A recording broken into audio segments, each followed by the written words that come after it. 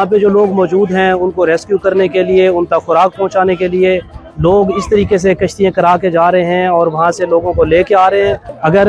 यहाँ पे रेस्क्यू वाली कश्ती जाती है तो वो फ्री ऑफ कॉस्ट लेके जाते हैं, मुफ्त लेके जाते हैं लोगों को और वहाँ से रेस्क्यू करा के लेके आते हैं। लेकिन यहाँ पे जो प्राइवेट कश्तियाँ हैं उनके किराए आसमानों से बातें कर रहे हैं। जितना मतलब उनका बस चलता है वो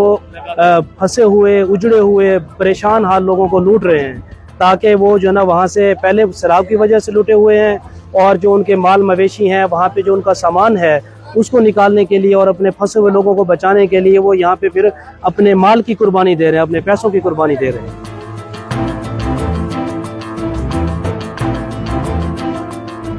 सैलाब खुद एक आफत था, लेकिन उसके बाद मजीद मुसीबतें आई और ऐसे में कश्तियों की अदम दस्तयाबी भी एक मसला होती है। और यहाँ पर लोग खड़े हर तरफ यही देखते हैं कि कब कोई कश्ती उन्हें मिले और वो इस पानी के अंदर जाते हुए अपने घर तक पहुँच जाएं।